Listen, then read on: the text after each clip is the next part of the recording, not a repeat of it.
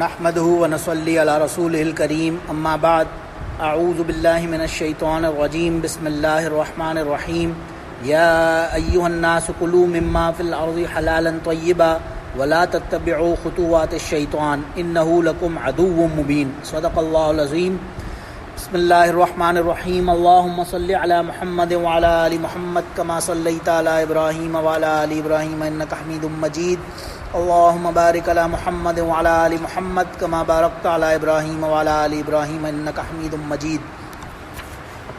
یہ آیت نمبر 168 سے میں نے ابھی پڑھا، یا ایھا الناس کلوا مما فی الارض حلالا طیبا.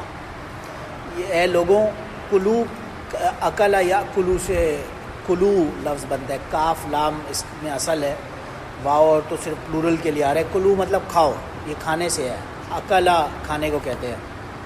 تو کھاؤ مما فی الارض جو زمین میں ہے، حلالن اور طیبن، دو چیزیں بتائیے، ایک حلال ہو اور دوسرا وہ طیب ہو، پاک ہو. یعنی ایک چیز حلال تو ہے لیکن ناپاک ہے، وہ نجس ہے، کسی وجہ سے اس پہ مٹی لگی ہوئی ہے. مٹی ہے وہ پاک ہے لیکن وہ کھا تو نہیں سکتے کیونکہ وہ حلال نہیں ہے. طیب ہے، پاک ہے لیکن وہ حلال نہیں ہے. پھر اسی طرح کوئی چیز ہے جو حلال ہی نہیں ہے، وہ جتنی پاک تو ہے کہنے کو لیکن وہ حلال ہی نہیں ہے تو وہ کھا نہیں سکتے.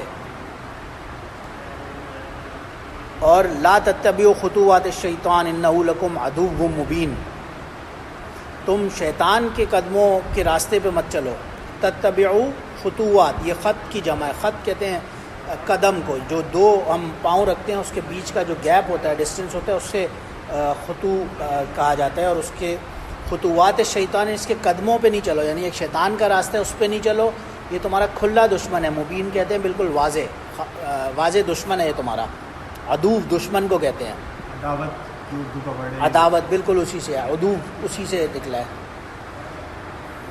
کیونکہ انما یامرکم بالسوء، یہ تو جو شیطان ہے یہ تو ہمیں آرڈر دے گا. یامرکم، تم سب کو یہ آرڈر دے گا، بالسوء برائی کا، اور فحاشی کا، والفحشاء، وان تقولوا علی اللہ ما لا تعلمون، اور وہ کچھ کہتے ہو جو کچھ تم کرتے نہیں ہو. اس کے اندر ایک چیز خالی مین جو یہاں پہ اس کا براڈر اگر پرسپیکٹو سمجھ لیں، مین چیز یہی ہو رہی ہے کہ حلال کھاؤ اور طیب کھاؤ. یہ باقاعدہ ہے، رسل کو بھی ایک جگہ پہ جیسے آرڈر ہوتا ہے، یا ایھا الرسل کلوا مما طیبات حلالا طیب. ایک حلال اور طیب، یہ دو چیزیں ہونے کا ایون رسولوں کو آرڈر ہوتا ہے. ظاہر ہے اس کی وجہ بہت ساری وجوہات لکھی بھی ہیں، حدیث میں بھی ملتی ہیں کہ جو چیز حلال ہوگی اور طیب ہوگی وہ کھانے سے پھر عمل میں بھی فائدہ ہوگا، اور اگر ورنہ عمل جتنا بھی ہوگا وہ اتنا کمپلیٹ نہیں ہوگا. لیکن موٹی موٹی بات یہ سمجھیں، صحاح ستہ کا آپ نے سنا ہوگا. صحاح ستہ جو ہیں یہ حدیث کی 6 بڑی کتابوں کو کہا جاتا ہے، جو کہ جن کے اندر عموماً محدثین کے یہ اس پہ یونانیمس ایک رائے ہے کہ یہ اس میں ساری حدیثیں صحیح ہوتی ہیں. حدیث کی بہت ساری کتابیں ہیں. صحاح ستہ سے پہلے بھی بہت ساری مسند اعظم امام ابو حنیفہ رحمہ اللہ سے شروع کریں اور مسند امام مالک رحمہ اللہ کی شروع کریں. بالکل شروع میں تابعین کے دور سے حدیث کی کتابیں تو چل رہی ہیں، لیکن اصل جو مقبولیت حدیث کی لائن میں ملی ہے وہ صحاح ستہ کو ملی ہے. اس میں بخاری، مسلم، پھر نسائی، پھر ابو داؤد، پھر ترمذی اور ابن ماجہ، یہ 6 بڑی کتابیں ہیں جن کی اصل جسے صحاح ستہ کا، صحیح کی جمع ہے صحاح، اور ستہ 6 کو کہتے ہیں. ان 6 کتابوں کے اندر ایک خاص طور سے ویسے تو خیر سب کا اپنا اپنا مقام ہے، لیکن ایک مسند ابو داؤد ایک کتاب ہے. امام ابو داؤد کے بارے میں بہت ساری روایات میں بھی آتا ہے، ظاہر کتابوں میں لکھا ہے. ایک چیز ان کے بارے میں خاص طور سے آتی ہے. ایک بزرگ گزرے ہیں حضرت حسین بن محمد بن ابراہیم رحمہ اللہ. یہ بہت بڑے بزرگ اور اللہ کے ولی گزرے ہیں. یہ فرماتے ہیں کہ ایک مرتبہ میں خواب میں سویا تو مجھے خواب میں نبی علیہ السلام کی زیارت ہوئی، اور انہوں نے مجھ سے فرمایا کہ من اراد ان یمسک بالسنن فلیقرأ بسنن ابی داؤد، کہ جو کوئی یہ چاہتا ہے کہ میری سنت پہ عمل کرے اسے چاہیے کہ سنن ابو داؤد کو فالو کرے. یعنی سنن ابو داؤد میں جو حدیثیں ملتی ہیں ان کو فالو کرنا شروع کر دے. وہ اس کا اتنا بڑا مقام ہے. اور امام ابو داؤد رحمہ اللہ جو محدث ہیں یہ خود فرماتے ہیں کہ میری اس کتاب میں 4 حدیثیں ایسی ہیں جو بندہ ان 4 پہ عمل کر لے سمجھے اس نے تمام شریعت پہ عمل کر لیا. یعنی ایک عام آدمی ہے وہ کہتا ہے یہ صحاح ستہ، اتنی کتابوں کو چھوڑ کے میں صحاح ستہ کو پھر نیرو ڈاؤن کروں اب، لیکن اس میں بھی ایک بخاری کو لیں گے 9800 کتنی حدیثیں اس میں ملیں گی، پھر فلاں XYZ، تو مشکل ہو جائے گا عام آدمی کے لیے۔ اس کے لیے یہ امام ابو داؤد کا کوٹ بہترین ہے کہ وہ 4 حدیثوں پہ عمل کرے، سمجھے اس نے پوری شریعت پہ عمل کر لیا۔ ایک فرماتے ہیں انما الاعمال بالنیات، ان کی اس کتاب میں ایک حدیث بے مشہور حدیث ہے، بخاری مسلم بڑی بڑی جو کتابیں ہیں اسی حدیث سے شروع ہوتی ہیں، اور بہت ساری خیر اس کے بارے میں بہت فضائل ہیں، اس پہ ابھی نہیں جاتے، ان 4 حدیثوں میں رہتے ہیں انما الاعمال بالنیات۔ عملوں کا دار و مدار نیت پر ہے، انسان جو بھی کام کرے پہلے وہ یہ دیکھے کہ میری نیت کیا ہے، اس کے اوپر چلے۔ دوسری حدیث فرماتے ہیں من حسن الاسلام المری ترکہ ما لا یعنی، کہ اسلام کے دین کی اچھائی یہ ہے کہ وہ لا یعنی باتوں کو چھوڑ دے، جو ان نیسیسری بالکل اس سے ریلیٹڈ نہیں میٹرز ان کو چھوڑ دے، انہیں رفع دفع کرے، ان میں زیادہ ٹائم وقت اپنا ضائع نہ کرے۔ اور پھر اس کے اوپر بہت ساری ظاہر ہے دوسری حدیثوں میں بھی اسی قسم کا میسج۔ تیسری حدیث وہ فرماتے ہیں لا یؤمن احدکم حتی یحب لاخیہ لیحب نفسہ، آدمی کے وہ بندہ اس وقت تک مومن نہیں ہو سکتا جب تک کہ وہ اپنے بھائی کے لیے بھی وہی پسند نہ کرے جو وہ اپنے لیے پسند کرتا ہے۔ تو بہت ہی بیسک یہ 4 حدیثیں ہیں، یہ 3 انما الاعمال بالنیات، نیتوں پر ہے عملوں کا دار و مدار۔ دوسری فرمایا کہ لا یعنی باتوں کو چھوڑ دو، ان نیسیسری جو میٹر نہیں کرتی، جو ریلیٹڈ نہیں ہے ان میں نہیں پڑھو۔ اور تیسری فرمائی اپنے بھائی کے لیے بھی وہ پسند کرو جو اپنے لیے پسند کرتے ہو۔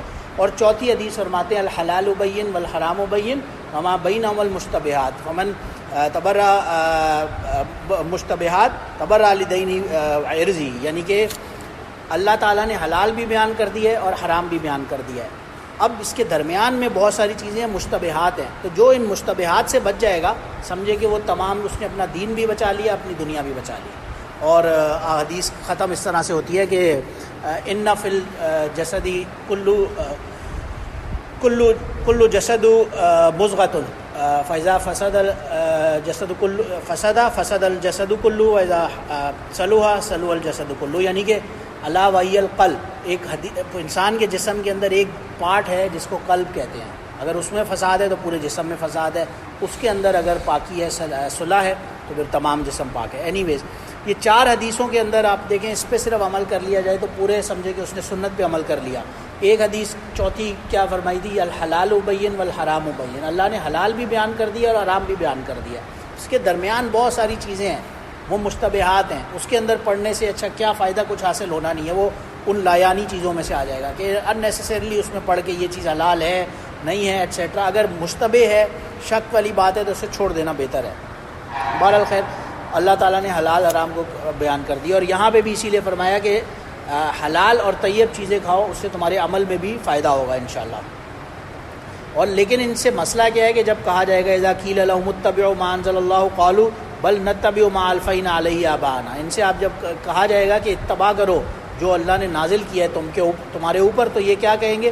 بل نہیں، ہم نتبع، ہم اتباع کریں گے ما الفینا علیہ آباءنا، جو ہمارے آباء و اجداد کی طرف سے ہماری پاس پہنچ رہے ہم تو اس پہ عمل کریں گے۔ اولو کان آباؤہم لا یعقلون شیئا ولا یہتدون، حالانکہ ان کے آباء و اجداد اگر مثال کے طور پہ عقل ہی نہیں تھی ان میں، کسی مسئلے میں وہ ہدایت پر ہی نہیں تھے، تو ان پہ عمل، ان کو فالو کرنا تو ضروری اس صورت میں نہیں ہے۔ بلکہ سورہ لقمان کے اندر آتا ہے ماں باپ کے ہم فضائل پڑھتے ہیں، اتنے فضائل ہیں کہ ان کو آپ نے اف ولا تنہرہما ولا تقل لہما اف، ماں باپ نے کوئی غلطی کی ہے، اگر کوئی زیادتی بھی کی ہے، ان کے آگے آپ نے اف بھی نہیں بولنا۔ لیکن شریعت کے دین کے معاملے میں کیا آتا ہے؟ جو وَإِن جَاهَدَاكَ أَن تُشْرِكَ بِي مَا لَيْسَ لَكَ بِهِ عِلْمٌ فَلَا تُطِعْهُمَا، اگر وہ آپ کو کسی ایسی چیز کے اوپر بول رہے ہیں چلنے کے لیے جس کے اندر میرے سے شرک کا کوئی مناسبت کا پہلو آ جائے گا سامنے، یعنی میری شریعت کسی طرح سے مجھے سیکریفائز کرنی پڑ رہی ہے، پھر فَلَا تُطِعْهُمَا، پھر ان کی اطاعت اس صورت میں نہیں کرنی۔ تو یہ آباء و اجداد کی اطاعت نہیں کرنی، اصل آپ نے شریعت کی اتباع کرنی ہے۔ وَمَثَلُ الَّذِينَ كَفَرُوا كَمَثَلِ الَّذِي يَنْعِقُ بِمَا لَا يَسْمَعُ إِلَّا دُعَاءً وَنِدَاءً، ان کی مثال بہرحال ایسے ہی ہے کہ ان کو کوئی فائدہ نہیں ہونا، ان کی نہ کوئی سننے والا ہے اور نہ یسمعو کہتے ہیں سننے کو، اور الا دعا و ندا، یہ ندا پکارنے کو کہتے ہیں۔ بہرحال ان کی کوئی ایسی مثال آ گئی، ان کی ایسے ہی ہے، صم بکم عمی فہم لا یعقلون، وہ اندھے بہرے گونگے ہیں یہ لوگ، ان کو کچھ بولنے کا کسی نصیحت کا فائدہ نہیں ہوتا۔ ایک جگہ قرآن میں آتا ہے اذا قرئ القرآن جعلنا بینک و بین الذین لا یؤمنون بالآخرۃ حجابا مستورا، ان کے آگے ایک ہڈن ویل آ جاتا ہے، ان کے آگے آپ تلاوت کر رہے ہیں، آیتیں پڑھ رہے ہیں قرآن کی، لیکن ایک آگے پردہ سا ہے، حائل ہے، وہ ان پہ اثر ہی نہیں ہونے دے رہا. تو ان کی مثال ایسے ہی ہے، یہ اندھے بہرے گونگے، ان کو کچھ بولنے کا فائدہ نہیں ہے.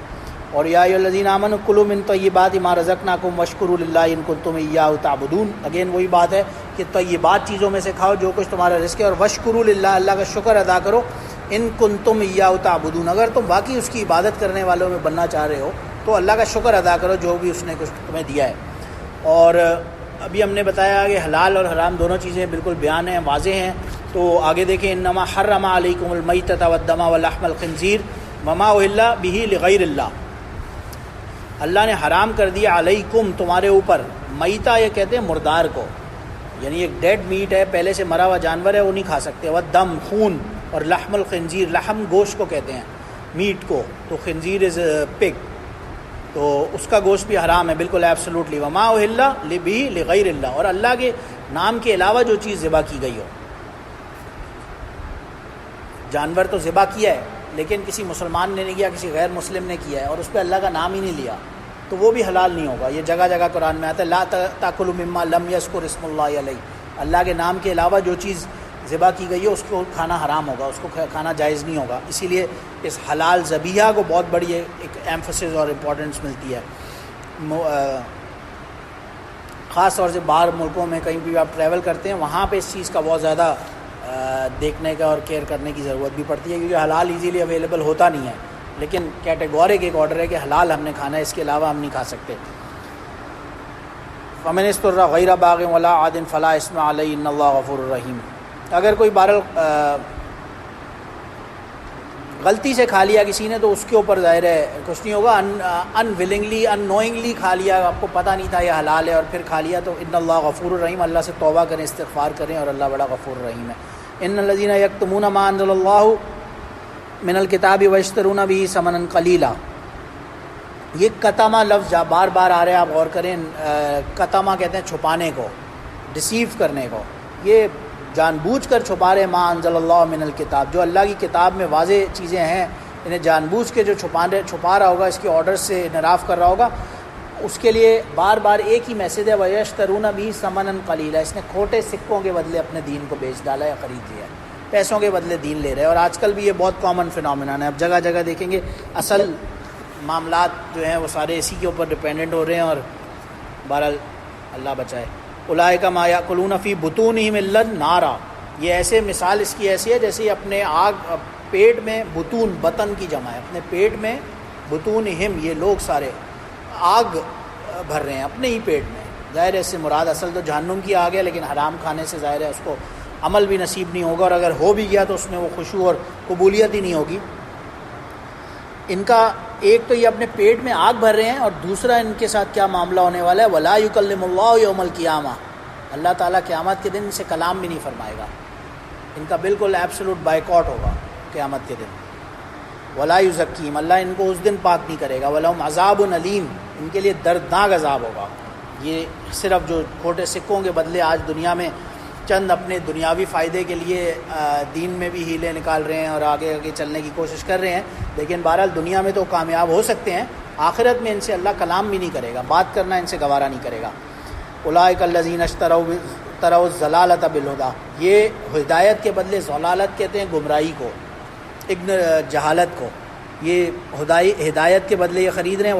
والعذاب بالمغفرہ، اور مغفرت کے بدلے عذاب یہ اپنے ہی فیٹ کے اندر، اپنی جو الٹیمیٹ ڈیسٹنی ہے اس کے اندر عذاب یعنی کہ جمع کر رہے ہیں. فما اصبرهم علی النار، انہیں آگ پر ڈالا جائے گا، کوئی بچا نہیں سکے گا انہیں. ذالک بان اللہ نزل الکتاب بالحق، یہ اس لیے ہوگا کہ اللہ تعالیٰ نے یہ کتاب جو ہے بالکل حق واضح طور پر نازل کی تھی. وَإِنَّ الَّذِينَ اخْتَلَفُوا فِي الْكِتَابِ لَفِي شِقَاقٍ بَعِيدٍ. لیکن جو اس کتاب میں اختلاف کر رہے ہیں بلا وجہ کے، ہم نے پیچھے حدیث پڑھی کہ حلال بھی بیان ہے، حرام بھی بیان ہے. اب جو لایانی چیزیں انہیں چھوڑ دیا جائے، ان میں نہ پڑھا جائے، لیکن بیکار میں اس میں ہیل حجتیں نکال کے بحث مباحثے میں پڑھ کے فلاں ڈمکا قرآن کے اوپر جو لوگ اختلاف بازی میں لگے ہوئے ہیں، لفی شقاق بعید، یہ بدبختی کے اندر بہت ہی دور نکل گئے ہیں بالکل. ان کا یعنی واپسی کا خدا نخواستہ ایسا نہ ہو کہ راستہ ہی بند ہو جائے. یہ اگلی آیت خالی غور کریں لئیس البر، بر کہتے ہیں نیکی کو، اسے آیت بر کہا جاتا ہے۔ آیت بر کہنے کی وجہ یہ، اب اس کے اندر ایک آپ سمرائز ورژن دیکھیں گے اس آیت میں، جو نیکی کے کام ہیں، بر نیکی کو کہتے ہیں، جو نیکی کے کام ہیں اس ایک آیت میں آپ کو مل جائیں گے سارے، اس کا جو سمرائز ورژن مل جائے گا۔ پھر آگے سے آنورڈ اس کی ایک ایک کر کے ہمیں ڈیٹیل ملتی جائے گی کہ یہ بھی نیکی ہے، اس کا یہ حکم ہے، اگلے بتایا جائے گا یہ نیکی ہے، اس کا یہ حکم ہے۔ اس آیت کو آیت بر کہا جاتا ہے، اور اگلے تمام جو احکامات آئیں گے اس میں قصاص کا مسئلہ آئے گا، وراثت کا مسئلہ آئے گا، رمضان کے روزوں کے احکامات آئیں گے، تمام کے تمام جو ایک ایک کر کے احکامات آئیں گے، جو نیکی ہیں وہ اسی کی سمجھیں گے تشریح ہوگی آگے اس ایک آیت بر کی۔ اور یہ نیکیاں کیا ہیں اس ایک آیت بر میں غور کریں، لیس البر ان تولوا وجوہکم قبل المشرق والمغرب، نیکی یہ نہیں ہے کہ آپ نے کسی نے کہا کہ مشرق کی طرف قبلہ ہے، کسی نے کہا مغرب کی طرف ہے، یہ اسی ہنٹ اس کی وہی ہے کہ جو بیت المقدس سے چینج ہو کے مکہ کی طرف قبلہ ہو گیا، لیکن بہرحال اس کے اندر کوئی بڑائی نہیں ہے، قبلہ تو ہر طرف ہے، للہ المشرق والمغرب فإنما تولوا فثم وجہ اللہ، جس طرف بھی منہ ہوگا اللہ کو ہی پائے گا بندہ۔ تو اصل نیکی جو ہے وہ اس چیز کے اندر پڑھنا نہیں ہے کہ قبلے کا ڈائریکشن ہلکا سا یہاں تھا یا یہاں تھا، اصل جو نیکی ہے ولاکن البر من آمن باللہ، پہلی نیکی کیا، نیکی کا طریقہ کیا ہے کہ اللہ پر ایمان لائے بندہ، دوسرا والیوم الآخرہ، آخرت پر، والملائکہ، تمام کے تمام ملائکہ پر، والکتاب النبیین، کتابوں پر اور نبیوں پر، یہ سب پہلی چیز نیکی کے اندر یہ سارے ایمان جو ہمارے عقائد بلیفس ہیں اس کی جو ریکوزٹس ہیں، اس کے جو تمام ضروری چیزیں ہیں جس کے اوپر بلیف ضروری ہے المسلمان کا، وہ آ گئی، اللہ پر ایمان، آخرت پر ایمان، فرشتوں پر ایمان، کتابوں پر اور نبیوں پر، یہ سب آ گیا۔ اس کے بعد نیکسٹ چیز آپ کے عمل کی بات ہو گئی، عمل میں کون کون سی نیکی ہوگی، وآت المال علی حبہ، مال ادا کرے، آگے آ رہا ہے ذوی القربہ یعنی قرابت داروں کو، قریبی لوگوں کو، یتامہ یتیموں کو، مسکینوں کو، وابن السبیل، ابن سبیل کہتے ہیں اللہ کے راستے میں جو نکلے ہوئے لوگ ہیں، والسائلین اور جو مانگنے والے ہیں، وفر رقاب اور گردنوں کے چھڑانے میں یعنی جو غلام وغیرہ کو آزاد کرانے میں۔ لیکن ایک چیز غور کریں، یہ حب ہی، یہ بہت ٹیکنیکل یہاں کے اوپر، یہاں پہ ایک ہمیں پروناؤن نظر آتا ہے، کئی قرآن کا ظاہر فصاحت ہے، بلاغت ہے، اس پہ مفسرین نے بہت کلام کیا ہے۔ یہ حب ہی کہا نا، یہ ہی کون ہے، اس سے کون مراد ہے؟ حب تو کہتے ہیں محبت کو، جی، مال دیتے ہیں، آت المال، اس کی محبت پر، اللہ کی، ایک جواب یہ بھی صحیح ہے۔ اس کے اندر 3 پاسبل جواب ہے، یعنی ظاہر ہے ہم 100% کوئی نہیں کہہ سکتا کہ اس کا یہ جواب ہے، لیکن ایبسولوٹلی آپ نے صحیح کہا۔ ایک جواب یہی ہے کہ پیچھے لفظ آیا نا وَمَنْ آمَنَ بِاللَّهِ، اللہ کے لیے کام کرنا ہے سارا کچھ، تو یہ اللہ کی محبت میں ہی غریبوں کو مال دیتے ہیں۔ دوسری پاسبلٹی ہے کہ یہ ہی ضمیر جو ہے یہ مال کی طرف جا رہی ہے، کہ یہ انہیں اس کے مال کی محبت ہے، اس بندے کو اپنے اندر اس کو ان سیلف ایک گریڈ ہے، مال کمانے کی اس کے اندر چاہت ہے، لیکن اس محبت ہونے کے باوجود یہ اب اسی محبت میں سے نکال رہا ہے، اس کے اندر سے سیکریفائس کر رہا ہے۔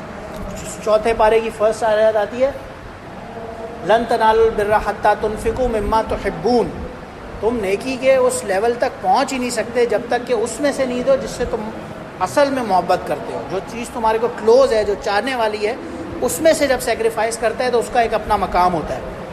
اور یہ مال دینا ہی آگے، کیونکہ زکوٰۃ کا ایک الگ سی چیز آ رہی ہے اس کے اگلی میں، اقام الصلاۃ و آت الزکوٰۃ، تو یہ مال دینا جو ہے اس سے زکوٰۃ مراد نہیں ہے، یہ ایڈیشنل ادر دین زکوٰۃ ہے، کہ یہ زکوٰۃ کے علاوہ دے رہے ہیں، کیونکہ اقام الصلاۃ اور آت الزکوٰۃ آگے پھر الگ سے آ رہا ہے۔ والموفون بعہدہم اذا عاہدوا، اور عہد کو پورا کرنے والے ہیں، کسی کے ساتھ اگر وعدہ کیا ہے اسے نبھانے والے ہیں۔ اب ظاہر ہے ہمارے زمانے میں ہم لوگوں کا تو وہ مقام نہیں ہوگا جو صحابہ کا تھا۔ وہ حضرت علی رضی اللہ عنہ کے بارے میں آپ نے ایک واقعہ پڑھا ہوگا، ایک مرتبہ حسن اور حسین رضی اللہ عنہما بیمار ہو گئے، تو انہوں نے منت مانگی کہ اگر یہ اللہ کے حکم سے صحیح ہو جائیں گے تو ہم 3 روزے رکھیں گے، اور پھر اللہ کے حکم سے وہ صحیح ہو گئے۔ بہرحال ان کے پاس مال زیادہ تھا نہیں، انہوں نے روزہ رکھ لیا پورا دن۔ علی رضی اللہ عنہ باہر سے کہیں سے وہ اون ہوتی تھی صفائی کے لیے، کسی یہودی سے وہ لے کر آئے اور انہوں نے فاطمہ رضی اللہ عنہ کو دیا کہ آپ اس کو صاف کریں۔ پورا دن انہوں نے اس کو صاف کیا لگی رہی، پھر جا کے کہیں اس کو وہ بیچا اور کچھ چند کھجوریں اس نے دی، ایک روٹی آئی اور گھر میں ابھی وہ افطار سے پہلے کھڑے ہوئے ہی تھے،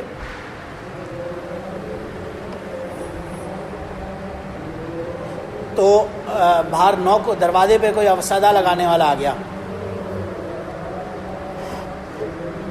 اس نے کہا بھائی میں مسکین ہوں، مجھے کچھ کھانے کے لیے چاہیے. انہوں نے اپنا وہ اٹھا کے اس کو دے دیا کھانا سارا، اور خود ایسے ہی پانی سے صرف افطار کیا. اگلے دن بہرحال روزہ رکھا سیکنڈ، کیونکہ 3 روزے رکھنے تھے، منت مانگی ہوئی تھی. دوبارہ روزہ رکھا پورا دن، ایگزیکٹلی وہی سٹوری ہوئی. اینڈ میں افطاری سے پہلے ایک پھر کوئی صدا لگانے والا آ گیا، میں یتیم ہوں، مجھے کچھ مال کچھ کھانے پینے کا دے دو. پھر انہوں نے اٹھا کے اپنا سب دے دیا اس کو. پھر تیسرے دن انہوں نے روزہ رکھا، پھر بھوکا پیاسے 2 دن سے اسی طرح سے انہوں نے روزہ رکھا. تیسرے دن وہی پوری سٹوری چلی. شام کو افطار کے وقت وہ دوبارہ بیٹھے ہوئے تھے، تو ایک قیدی آ گیا باہر. اس نے آواز لگائی میں اسیر ہوں، مجھے قیدی ہوں، مجھے کچھ کھانے پینے کے لیے دے دو، بہت بھوکا ہوں. انہوں نے اپنا وہ تیسرے دن بھی اٹھا کے دے دیا. 3 دن صرف پانی کے اوپر گزارا کیا بغیر کچھ کھائے پیے. تو یہ بہرحال ان کا مقام تھا، وہ اللہ کو اتنا پسند آیا. وہ قرآن پاک میں آئے تھے ان کے اوپر نازل ہیں، یوفون بالنذر ویخافون یوما کان شرہ مستطیرا ویطعمون الطعام علی حبہ مسکینا ویتیما واسیرا، کہ یہ اللہ کو ایسے یعنی پیشنیٹلی اللہ کے لیے کام کرتے ہیں کہ وعدے کو پورا کرنے والے ہیں. یوفون بالنذر، یہ اپنی نظر جو منت مانگی ہے اس کو پھر بھی پورا کرتے ہیں. اور یطعمون الطعام، یہ کھانا کھلا دیتے ہیں مسکین کو، اسیر کو. یہ جو وہ آیتیں ان کی یعنی شان میں نازل ہو گئیں پھر قرآن میں. تو وہ ان کا ایک اپنا مقام تھا. لیکن ہمارے لیے جو ہماری اپنی کیپیسٹی میں ہو ہم دیتے رہیں تو وہ بھی صحیح ہے. خیر اینی ویز، اور پھر نیکسٹ چیز جو بتائی وہ صابرین فی البأساء والضراء وحین الباس، یہ پھر صبر بھی کرنے والے ہیں اس کے اوپر سے. یہ سب کرنے کے بعد اس پہ آگے سے بریک کر لیا تو سارا عمل تو ضائع ہو گیا. تو اس پہ صبر کیا، کوئی مصیبت آئی، مشکل آئی. باس کہتے ہیں پریشانی کو، ضر کہتے ہیں تکلیف کو، اور حین الباس یعنی لڑائی کے وقت میدان میں جب جا رہے ہوتے ہیں. اس سے مراد غالباً وہ ہے اولئک الذین صدقوا، یہ اصل صادق لوگ ہیں. اولئک هم المتقون، اور یہی اصل متقی لوگ ہیں. یا ایھا الذین آمنوا کتب علیکم القصاص فی القتلى، کہ تمہارے پہ ایمان والو یہ قصاص کی بات چل رہی ہے، کیپٹل پنشمنٹ کی بات چل رہی ہے. آرڈر مل رہا ہے کہ تمہارے اوپر قصاص کو لازم کیا گیا فی القتلى. کسی نے ایک نے دوسرے کو قتل کر دیا تو ایک قصاص کا آرڈر ہو رہا ہے. الحر بالحر، حر کہتے ہیں آزاد آدمی کو. ایک آزاد آدمی نے آزاد آدمی کو قتل کیا ہے تو اس کے بدلے آزاد کو ہی قتل کیا جائے گا. والعبد بالعبد، اور غلام کے بدلے غلام. انسا بن انسا، یہ میل کے بدلے میل. یعنی یہ ایسا نہیں ہوگا کہ اگر کسی نے قتل کیا، اس زمانے میں ہوتا تھا کسی نے قتل کر دیا پھر وہ اپنے غلام کو آگے جا کے قصاص کا بدلہ اس کو مروا کے دے دیتا تھا، یا کسی عورت کے بدلے. ایسا نہیں ہوگا. جس نے قتل کیا اس کے بدلے اسی کو قتل کیا جائے گا، اسی سے قصاص لیا جائے گا. بہت سے لوگوں کو آج کل خاص طور سے بھی کنفیوژن ہوتا ہے، کیپٹل پنشمنٹ کے خلاف بھی ہوتے ہیں. لیکن اصل بات یہی ہے کہ اگر کوئی معیار ہی نہیں ہوگا تو دنیا کے اندر ایک نظام کیسے قائم ہوگا، ایکوالٹی کیسے قائم ہوگی. مجھے یاد ہے اینتھروپولوجی ہم لوگ وہاں پڑھتے تھے، اس کے اندر وہ ڈفرینٹ کلچرز اور ان کے بارے میں بات کرتے تھے. تو وہاں کیا ہوتا تھا، اس کے اندر ہمیں پروفیسر نے بتایا کہ دنیا کے اندر جتنی بھی قومیں، جتنے بھی نیشنز ہیں، ان کے آگے نکلنے کا یعنی سکسیس کا جو معیار ہے وہ 3 چیزوں کے اوپر کاؤنٹ کرتا ہے. ان 3 میں سے منیمم ایک نہ ایک ان کے پاس ہونا ضروری ہے. ایک یہ چیز ہے کہ ان کا اپنا کوئی ریلیجن ہو، اس ریلیجن کی بیس پہ وہ قوم کھڑی ہو اور اس کی بیس پہ وہ آگے نکلے، وہ ان کو اتنا اسٹرانگلی پکڑ لے. دوسری چیز پاسبل اس نے کہا کہ یہ ہے کہ ان کا اپنا ایک کلچر ہو، وہ کلچر ایسا اسٹرانگ ہو کہ ان کے اندر کلچرل ویلیوز ہوں. ان کلچرل ویلیوز کو لے کے وہ آگے چلیں اور وہ آگے نکل سکتے ہیں، دنیا میں کامیاب ہو سکتے ہیں. اور تیسری چیز اس نے کہی کہ ان کے اپنے قوم کے اندر لا اینڈ آرڈر ہو، لا جو ہو وہ سپریم ہو، اس کو بالکل صحیح معنوں میں اسٹیبلش کیا جائے. یہ 3 چیزیں جس قوم نے اپنا لی، اس نے پکڑ لیا، تو وہ دنیا میں سکسیس کر سکتی ہے. اور اب آپ پوری دنیا کو اس کے کھاتے میں ڈال کے انالائز کریں. ہمارے پاس آج تینوں چیزیں، ہمارے پاس ہمارا کلچر جو ہے یہ دنیا کے اولڈسٹ ترین کلچرز میں سے ہے. غالباً چائنا کے بعد ہمارا سب کانٹیننٹ کا جو کلچر ہے یہ second oldest culture in the world ہے. ایجپٹ سے پہلے ہمارے پرانے یہاں پہ آج بھی آرکیولوجسٹ بتاتے ہیں وہ مل رہے ہیں. اتنا پرانا ہمارا اسٹرانگ کلچر ٹریڈیشنز ہیں ہمارے پاس. ریلیجن اللہ نے ہمیں دنیا کا بیسٹ ریلیجن دیا ہے. اور تیسری چیز لا اینڈ آرڈر، وہ ہمارے اندر تمام کانسٹیٹیوشن بنا ہوا ہے، لاز سب موجود ہیں، لیکن مسئلہ ان کی امپلیمنٹیشن کا ہے. ہم نے ان تینوں چیزوں کو پھینکا ہوا ہے، تینوں میں سے ایک کو بھی نہیں پکڑا ہوا. اب آپ اس کے کانٹرری مثال لیں، پوری دنیا میں سب سے سکسیزفل ترین ملک آج یونائٹڈ اسٹیٹس آف امریکہ آپ کو نظر آتا ہے، جس کا نہ کوئی کلچر ہے. It was discovered only in the 17th century. Amerigo Vespucci کے بعد، اور کولمبس نے اس کو ڈسکور کیا تھا. 300-400 سال کی تو ان کی ٹوٹل ہسٹری ہے. کلچر کیا ہوگا ان کا؟ اور ریلیجن ان کا کوئی ہے ہی نہیں. چرچ اور اسٹیٹ سیپریٹ ہے. سیکولر نیشن کا تو کوئی ریلیجن ہوتا ہی نہیں ہے. نہ ان کا کوئی کلچر ہے، نہ ان کا کوئی ریلیجن ہے. صرف ایک چیز ہے، law and order. Law supreme ہے. اگر مارتھا اسٹوارٹ یا راجا رتنام نے بھی کوئی کرائم کیا ہے تو اس کو اندر ہو جانا پڑے گا اس کے لیے. لا سپریم ہے. انہوں نے اس لا کو اسٹیبلش کر دی ہے. اس وجہ سے وہ آج دنیا سے آگے نکلتے جا رہے ہیں. اور ہمارا المیہ مسلمانوں میں کہیں بھی دیکھ لیں تو تینوں چیزیں موجود ہیں. کلچر دنیا کا اولڈسٹ ملے گا، ریلیجن ہمارا سب سے بیسٹ ہوگا، لا ہمارے پاس موجود ہوگا، لیکن ایک کو بھی ہم صحیح طرح سے پکڑ کے نہیں رکھیں گے. اس وجہ سے آج ہم لوگ دنیا میں ذلیل و خوار ہو رہے ہیں اور بدنام ہو رہے ہیں. That is a fact. اسی لیے یہاں پہ قرآن میں کیٹیگوریکلی کہا اصل جو معیار ہوگا اسٹینڈرڈ، کہ کسی نے ایک کے ساتھ دوسرے نے ظلم کیا ہے تو اس کا ظلم کا بدلہ کیسے لیا جائے گا. مثال کے طور پہ ایک بندہ ہے، وہ اس کی نظر میں دوسرے کو گالی دینا کوئی بری بات نہیں ہے، لیکن دوسرا بندہ ہے اس کی نظر میں یہ بری بات ہے، گالی نہیں دی جا سکتی. ایک اس سے بڑا کوئی کرمنل ہے یا کلپریٹ ہے، اس کی نظر میں دوسرے کو میں نے تھپڑ مار دیا کوئی برائی نہیں ہے، لیکن عام نارمل کلچر میں، ٹریڈیشن میں یہ چیز مناسب نہیں ہے. اس سے بھی بڑا کرمنل ہے، کوئی چور ڈاکو ہے یا کوئی قاتل ہے، اس کی نظر میں کوئی قتل کرنا بگ ڈیل نہیں ہوتی. وہ جا کے آئے دن کسی کو قتل کر دیتا ہے، اس کو کوئی فرق ہی نہیں پڑتا، لیکن یہ برائی ہے. تو یہ برائی کو ہم اس کو ناپیں گے کیسے؟ اس کا کوئی اسکیل ہونا چاہیے، کوئی معیار ہونا چاہیے کہ یہ رولز ہیں، یہ dos and don'ts of every society ہیں. یہ کہیں نہ کہیں بنتا ہے، جو کہ ہمیں کانسٹیٹیوشن کی صورت میں ہر ملک میں ملتا ہے. دنیا میں کرائمز ہوتے ہیں، ان کی پنشمنٹس ہوتی ہیں. ہمارا یہ کانسٹیٹیوشن ہمارے سامنے موجود ہے. اسی لیے اس کے اندر دیکھیں کہ ایک ایک کرائم کی بھی سزا آتی ہے. آگے دیکھیں گے چوری کی سزا ہاتھ کاٹ دو. اس کی سزا بھی کیا بتائی؟ قتل کیا ہے تو دوسرے کو قتل کر دو. اس سے ہوگا کیا؟ نیکسٹ ٹائم قتل کرنے والا سوچے گا، 10 دفعہ سوچے گا ایک کرائم کرنے سے پہلے. اور بہرحال فمن عفی لہ من اخیہ شیء فاتبع بالمعروف واداء الیہ بالاحسان. اگر کسی نے کسی بندے کو قتل کر دیا تو دوسرے کے بعد رائٹ ہے معاف کرنے کا، ایک اپنا مقام ہوگا. ظاہر ہے عفیہ کہتے ہیں، عفون کہتے ہیں معافی کو.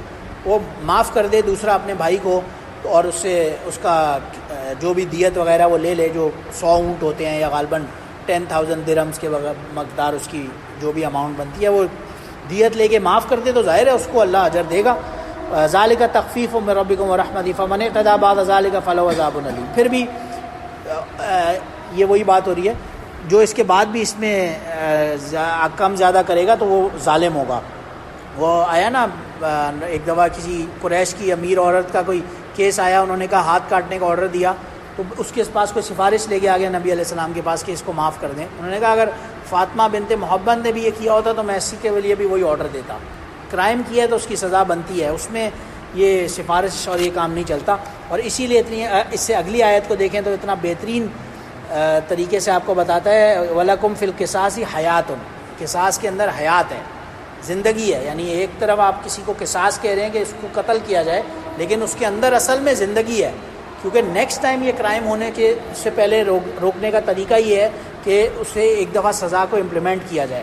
اصل مسئلہ ہی امپلیمنٹیشن کا، یا اولل الباب، جو بہرحال ہے اس کے لیے جو اولل الباب ہے، یعنی کہ تھنک کرنے والا ہے، سوچنے والا ہے. اگر کوئی بندہ دماغ ہی نہیں لگا رہا اس کے اوپر، سوچ ہی نہیں رہا، تو اس کو کوئی فائدہ نہیں ہے جتنی بھی آپ نصیحت کر لیں. لعلکم تتقون. کتب علیکم اذا حضر احدکم الموت ان ترک خیر الوصیۃ للوالدین والاقربین بالمعروف. یہ وصیت کے اب آگے پہلا آپ نے بر، میں نے بتایا کہ ابواب البر تھی، یہ ابواب البر ہیں سارے. بر آیت بر تھی، اس کے اندر تمام نیکیاں بتائیں، اور یہ ابواب بر ہیں. پہلی بر یعنی نیکی کیا بتائی؟ قصاص کے حکم کو امپلیمنٹ کیا جائے. دوسری یہ نیکی کیا بتائی جا رہی ہے؟ اذا حضر، وراثت کے معاملے میں، وصیت کرنے کے معاملے میں، کہ کسی کو موت کا وقت جب قریب آتا ہے تو بہتر ہے کہ وہ اپنے لیے ترکہ کہتے ہیں، ان ترکہ کہتے ہیں جو اس نے اپنے پیچھے چھوڑا ہے مال، اس کو ترکہ کہا جاتا ہے شریعت میں.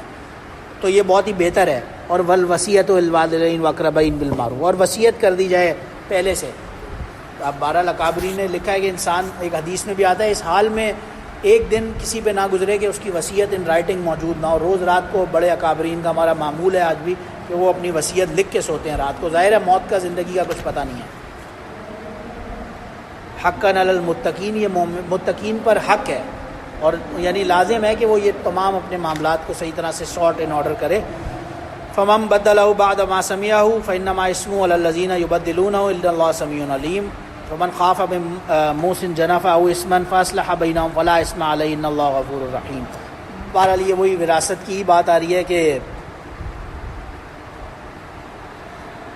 پہلے تو یہ ہے کہ وصیت کر دی جائے, پھر فمن خاف من موص, یہ اگلی آیت میں صلح کرانے کی بات ہو رہی ہے. اگر کسی دو لوگوں میں جھگڑا ہو گیا وراثت کے اوپر تو اب ان کے درمیان صلح کروا دی جائے, اور صلح کروانے میں پھر بہت بڑا اس کا ظاہر مقام ہوگا. اور اس صلح کرانے میں اگر اس کی نیت صلح کرانے کی تھی اور اس کے اندر پھر کسی کے ساتھ زیادتی اونچ نیچ بھی ہو گئی تو اگر اس کی نیت ظاہر مخلص ہے تو فلا اسم علیہ, اس کے اوپر کوئی گناہ نہیں ہوگا. ان اللہ غفور رحیم, اللہ بڑا غفور اور رحیم ہے. تو بہرحال یہ چیزیں, یہ سیکنڈ بر کی کا میں باب یہ ہو گیا وراثت کا. نیکسٹ رمضان کا روزے کا یہ نیکسٹ کلاس میں کر کے انشاءاللہ ہم کمپلیٹ کریں گے. آج یہیں پہ رکتے ہیں, اگر یہاں تک کوئی بھی کوشچن ہو تو آپ کر سکتے ہیں. کیا فمن خاف من موص جنفا او اثما, اگر کسی کو ڈر ہو, جو وراثت کی بات ہو رہی ہے,